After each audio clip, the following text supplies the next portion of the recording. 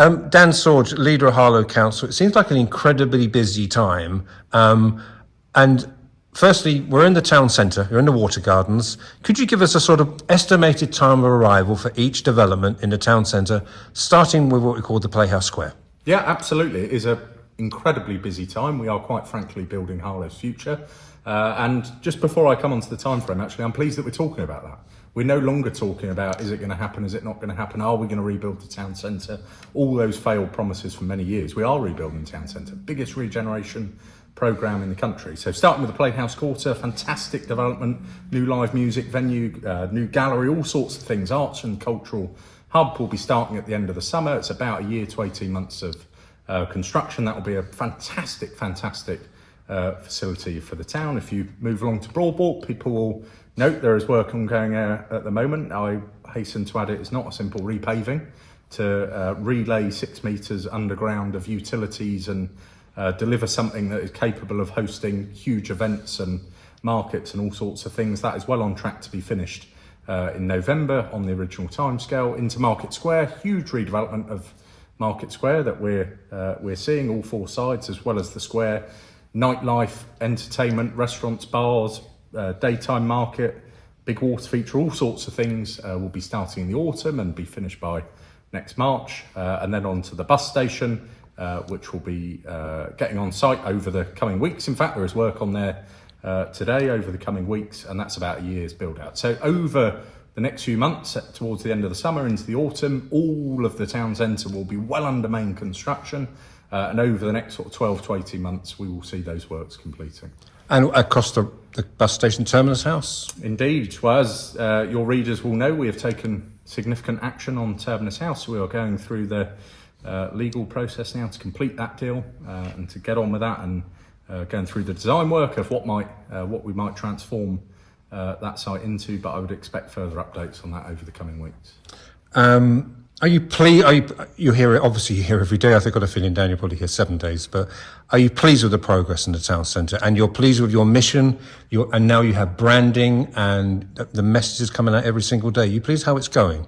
Things are not easy, and I feel very passionately that the people of Harlow have been let down for a long time, and we are working literally day and night to turn that around. And I appreciate we get things wrong and don't always get it right, and I want things to happen quicker, no less than anyone else, without a shadow of a doubt. I take that responsibility very seriously. But actually what I hope people now see over the coming months is we are delivering the biggest regeneration programme anywhere in the country.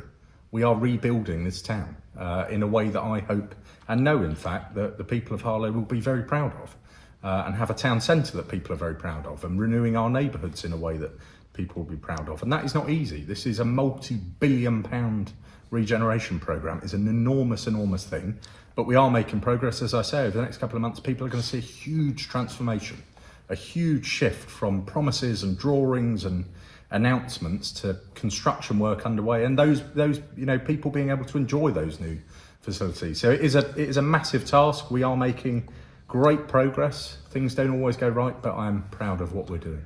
And today's a very significant day. In fact, 10 years ago, I was interviewing George Osborne at Public Health England about giving the green light-ish. And 10 years later, Labour have got it over the finishing line. So if we put politics aside, it's a great day for Harlow, isn't it? It's a significant announcement for Harlow. This is not just thousands of, very highly paid, impressive jobs that our young people, Harlow's young people, will be able to access. We will ensure they are trained and ready for those jobs. And it's not just fantastic to put Harlow on the map as a globally leading health science capital of the world, but actually what this also does, not just on that site in the Pinnacles, but it will transform the town, because the investable proposal we now have to take out to big businesses and other government investment is incredible. To say that we are going to be the public health capital of the world will attract thousands more of well-paid jobs, apprenticeships, opportunities for Harlow people. So this is not about some investment coming into the town that is stuck in one part. This is about transforming the whole of Harlow. As I say, we are building Harlow's future. Every corner of it will feel the benefit of that. I am confident, and it is a fantastic announcement today. The downside could be politically that Essex County Council, local government reorganisation, in a couple of years' time, will end up being a council run by Chelmsford for the people of Chelmsford. I could explain that to people, the way the different bands of local government reorganisation. That would be a disappointment, wouldn't it? It would be a disaster for Harlow. And, I have made very clear, if you read our plan to build Harlow's future, that our interest in local government reorganisation, which the government's decision, this is not our decision, the government have decided to do this, is that we will champion Harlow's interests and ensure that Harlow is leading the future of local government, and it's for the benefit of the residents of Harlow. And we are fighting very hard to make sure that is the case, because our interest, as I say, is to deliver all these things. There absolutely are understandable concerns that if we don't get this right, it will be a negative thing for the people of Harlow. They will be left behind, and we are fiercely fighting to ensure that that is not the case, and that Harlow leads that and the people of Harlow benefit from that. How much sway do you have? How much influence do you have? Or are you simply saying, here are the options people, you can consult the people, and then it goes to Whitehall and the decision made in Whitehall? So, how much of a cog are you in this? Well, it's very clear this is a decision the government will take. It's not a decision for any of the councils. We will make our proposal to the government, and it looks like there will be 2 proposals going to the government on those options to meet their criteria. And the government have set that criteria. It's not up to us to decide that, and they will make a decision. But whether people always believe it or not, we work day and night to champion Harlow and to ensure that is we get the best possible outcome. And I am certain we will put forward the best possible proposal to the government, and I am confident they will take up that proposal. I'm zipping around the subjects here, but it's no use having all this if nobody can get anywhere around the town. And last week was just awful gridlock, and I couldn't find, perhaps apart from Alistair Gunn, one of your hard-working councillors, anybody who's saying about Southern Way, the road just near here, other roads. We've got to unlock the town's infrastructure when it comes to roads. Absolutely, and there are 2 sides to that, because the town's infrastructure is not fit for purpose in many cases, and that's not just due to population growth. Many more people have cars than they did when the roads were built and all sorts of things. But actually, what it makes the case for is the investment that we're securing, the billions of pounds to upgrade our infrastructure, to future-proof it.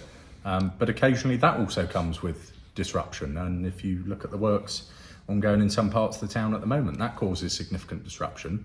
What happened with Southern Way was frankly a disgrace with the utility companies there, and they are a complete law unto themselves in the way that operates. And we again do a lot to try and address that, but part of that is out of our control. But actually, back to the central point, we are building Harlow's future is not just a slogan.